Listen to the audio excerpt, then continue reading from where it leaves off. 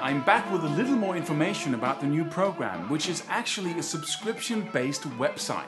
You sign up for 3 months at a time, and then you get access to the whole program and the rather large training system consisting of over 200 videos and growing. The reason why there's so many of them is that it's like a smorgasbord. You go in, you grab the skill that makes the most sense to you right now, and then you can leave the other parts alone.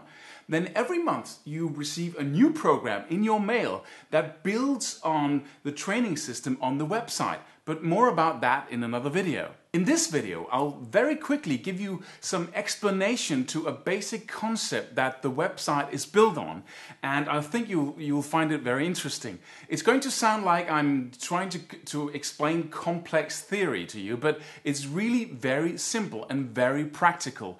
And you know all of this already. I'm just putting words and concepts to it. I call it the 3 levels of tension. I don't have much time because I'm working on the program, on launching that, so hang on for a very to-the-point explanation. In music, there are chords and there are notes. Chords in the background and notes in the foreground. You have a melody and then you harmonize that melody by figuring out what chords sound great to play with that melody. The same thing goes for improvising, but here you just do it instantly. How do you put chords to a melody? Well, you make sure that the notes contained in the chord fits the key notes of the melody. From a chord's perspective, you end up walking from chord note to chord note. If you look at any song, you'll see that the notes contained in the chords will fit or are the same as the key notes in the melody. But you can't find all the notes of the melody within the chords. So there are notes that doesn't really fit the chord, but when you look closer, you'll see that these notes are used as passing notes on their way to become a chord note. If you were to rest on a passing note that isn't in the actual chord in the music, it would sound more or less dissonant depending on what note in the scale it is. There's a point here that I'll come to in a second. So if I'm in the key of C major and I have the C major chord in the music, the C, the E and the G are all chord notes of that C major chord. So these 3 notes of the C major scale are the ones that would sound most harmonious up against that C major chord.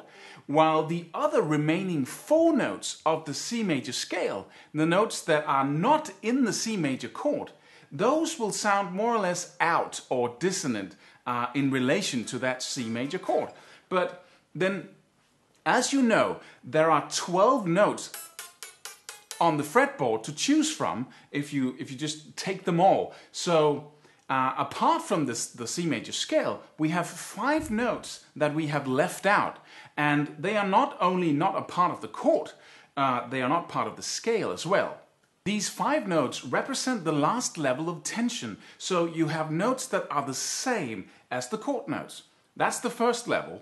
Then you have notes that aren't part of the chord at all, but that belongs to the scale of the chord. So if you're playing a C major chord and you're in the key of C major, then the scale is C major with 7 notes in them. And then you have the rest and the last level of tension, which is the notes that aren't part of the chord or the scale. These notes are often used as passing notes, meaning you use them chromatically by going from one scale note to another, passing through a note that isn't in the scale at all. But if you rest on one of these notes that aren't in the scale and just keep playing it up against that chord, it's going to sound very out. Let me just demonstrate this for you. So I'll have the C major chord in the background, and then I'll just play the first level of tension, which is just the chord notes, which is C, E, and D.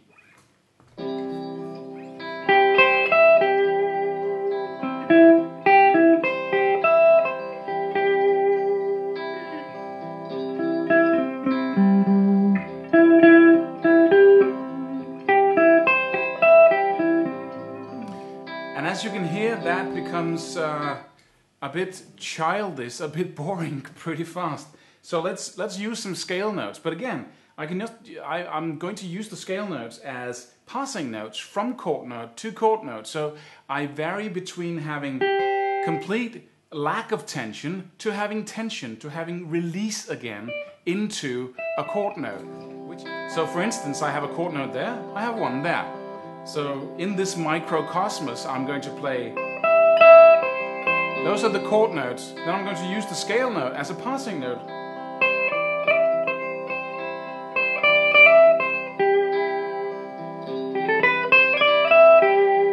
I'm beginning and ending my lines on a chord note all the time.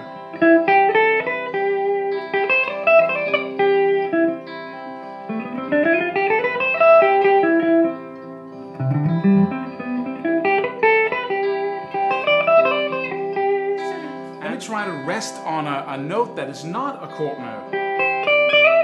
You see, this note here would be the 9th of the C major chord. Let me try to, and those are one of the scale notes that fit the chord really nice, so it's a relatively low level of tension. But you can hear the tension there as I rest on it and get back to the chord note. Let me try another one.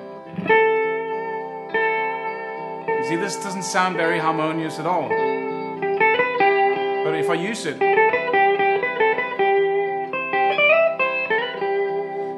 as a passing note, it works really well. Let's look at the notes that are not in the chord and not in the scale and try and see what we can do with those. So if I rest on a note that's not even in the scale, I get a very interesting sound there. But if I use those notes as extra tension, now I have 3 levels of tension. I have the chord note, which is no tension. Then I have the scale note, which is some amount of tension. And then I have the chromatic note there, which is just full of tension. But if I go from a chord note to a scale note, and then pass from that scale note over a chromatic note that is completely outside the scale, and to a chord note again, I can use those notes as well.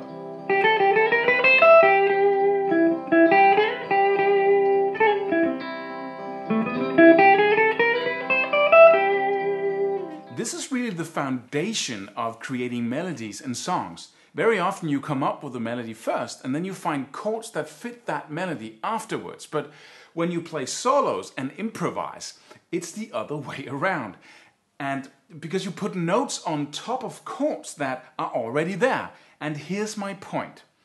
What if, just what if you could create solos on the spot like you create melodies? What if you had complete and total control over every level of tension so that you knew exactly what you were doing with every single note? This is a truly magical skill, and not just because you can impress the neighbors with it, but because it's almost like being high when you improvise. You start dancing with the music and the chord progression instead of flying over it and hoping that the notes you rest on will sound great. You become a much greater part of what goes on in the background and in the chord progression, and that just feels incredible. And you can have that experience after a very short period of time, even though this skill is a rather large one. Because as usual, I have designed some very, very effective shortcuts that you can use to get to this point in no more than 2 months. What I've talked about in this video is just one small aspect to the website and what you learn there. I'll be back with more. Oh, and thank you so much for the comments and the emails. I used to teach people in one-on-one sessions like traditional guitar teaching, and I used to be quite frustrated that there were so few really engaged and ambitious students. This is a totally different world for me because now I get to interact with you guys and share the fire within. Enough said. See you soon.